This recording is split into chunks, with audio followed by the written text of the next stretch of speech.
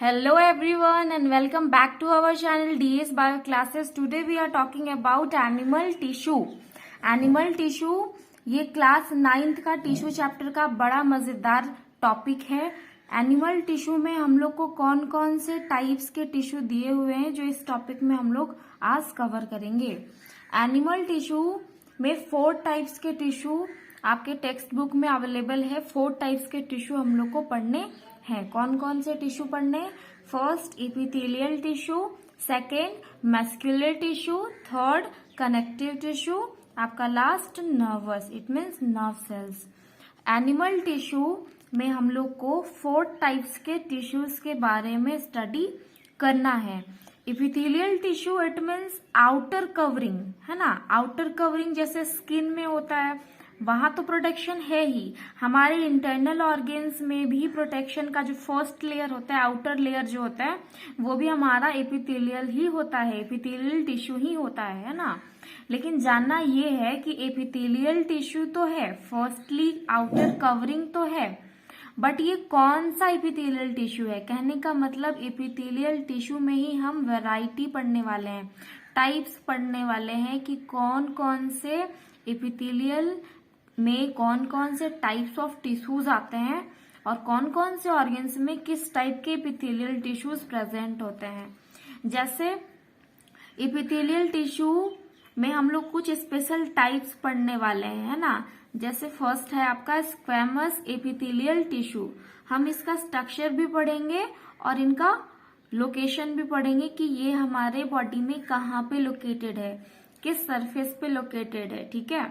Second हम special feature पढ़ने वाले हैं, कौन सा टिश्यू? क्यूबॉइडल टिश्यू पढ़ने वाले हैं। क्यूबॉइडल एपिथेलियल टिश्यू ये हमारे बॉडी के कौन कौन से ऑर्गन्स को प्रोटेक्शन प्रोवाइड करते हैं। क्यूबॉइडल नाम से क्लियरिटी है, इनका स्ट्रक्चर भी उसी तरह का होगा, ठीक है।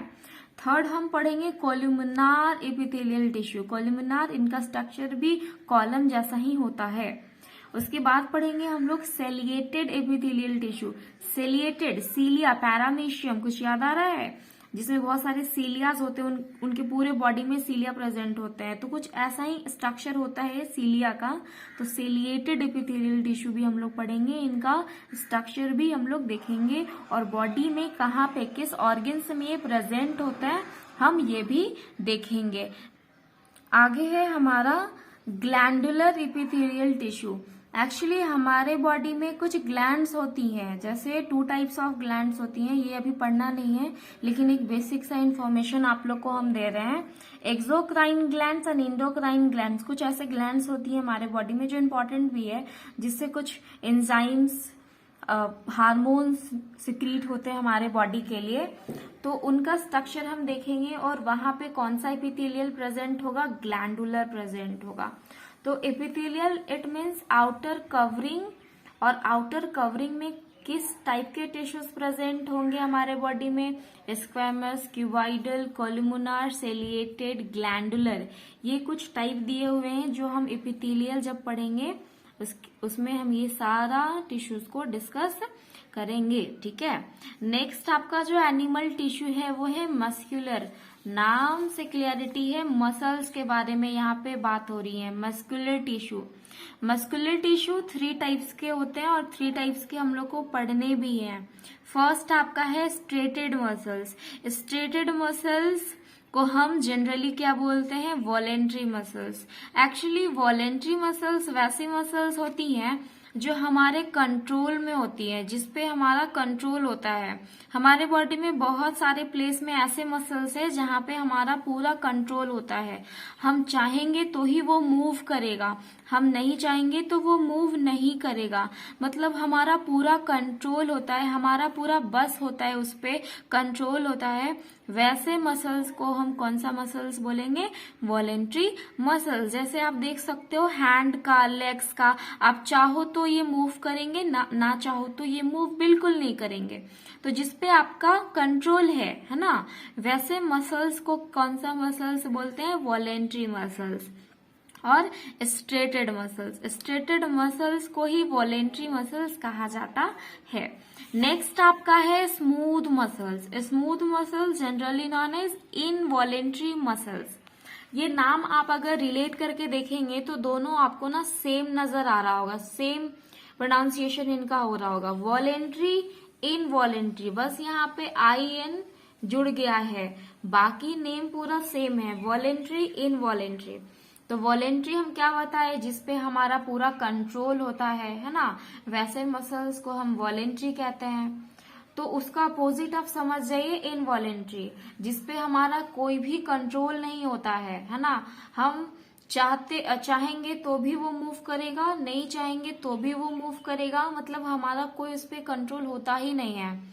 जैसे हमारे इंटरनल ऑर्गन्स में आप देख लीजिए, आप फूडी पाइप को ले लीजिए, आप स्टोमक को ले लीजिए, हम कोई चीज खा रहे हैं, वो डाइजेस्ट वाला प्रोसेस हो रहा है, फूड पाइप से वो स्टोमक में जा रहा है, तो जाके भी हम रोक सकते हैं पाइप में कि चलो फूड तुम रुक जाओ, स्टोमक में मत जाओ अभी, ऐसा हो सकता है? ऐसा बिल्कुल नहीं हो सकता।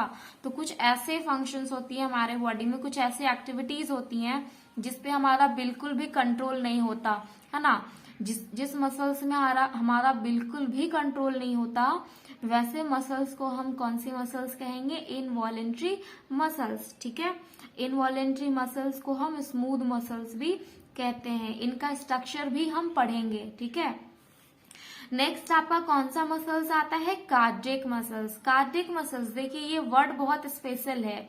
कार्डियक बस एक ही चीज के लिए यूज होता है ना, सिर्फ आपके हार्ट के लिए ही यूज होता है। आप सोचिए, आप जब बर्थ करते हो, लाइफ टाइम तक, जब तक आप आपका डेथ नहीं हो जाता, मतलब लाइफ टाइम तक ये पूरा प्रोसेस चलते रहता है।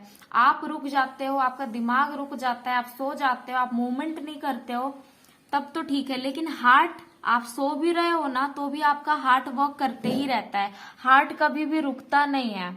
तो सोचिए लाइफ टाइम तक ये वर्क करते रहता है, हमेशा पंप करते रहता है।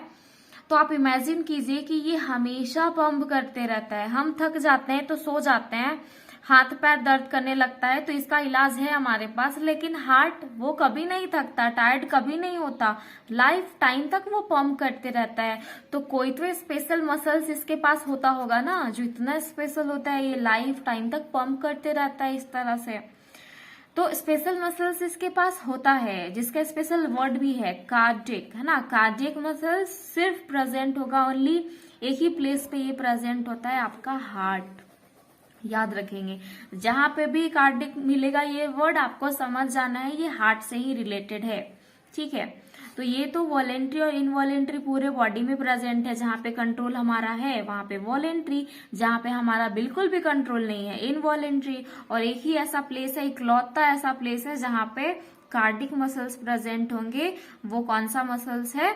आपका हार्ट मसल, जिसको कार्डिक मसल्स भी कहते हैं। ठीक है, मस्कुलर टिश्यू में हम ये सारा टॉपिक कवर करेंगे स्ट्रक्चर के साथ।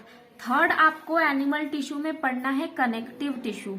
आपको नाम से कुछ याद आ रहा होगा, कनेक्टिव, कनेक्ट करने का बात हो रहा है यहाँ पे, मतलब जोड़ने का काम हो रहा है यहाँ पे, है ना, कनेक्शन का काम हो रहा है, मतलब एक चीज को दूसरे चीज तक पहुंचाना, एक चीज को दूसरे तक कनेक्ट करके रखना, मतलब कनेक्शन वाला काम हो रहा है यहाँ पे, कनेक्टिव टिश्यू।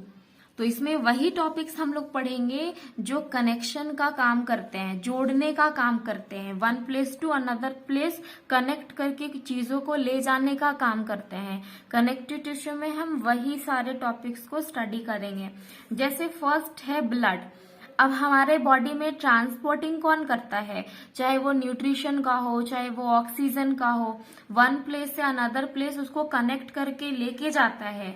तो blood is a connective tissue. अगर इसका आप डेफिनेशन भी लिखना चाहोगे, व्हाट इज ब्लड, आप नॉर्मली लिख सकते हो, है ना। What is blood? Blood is a connective tissue. Blood क्या है, कौन सा टिश्यू है? कनेक्टिव टिश्यू है। कनेक्टिव टिश्यू हम इसको क्यों बोल रहे हैं? क्योंकि ये ऑक्सीजन को, न्यूट्रिशन को कनेक्ट करके एक प्लेस से दूसरे प्लेस ट्रांसपोर्ट करने का काम करता है।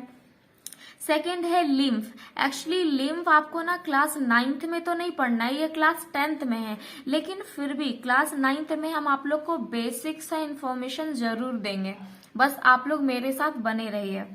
Bone, bones is a connective tissue, bones के बारे में भी हम लोग पढ़ेंगे। कार्टिलेज, कार्टिलेज ऐसा बोन होता है, एक्चुअली ये ना फ्लैक्सिबल बोन होता है, लचीलापन इसमें बहुत ज्यादा होता है, कार्टिलेजिनस बोन्स इसको बोला जाता है।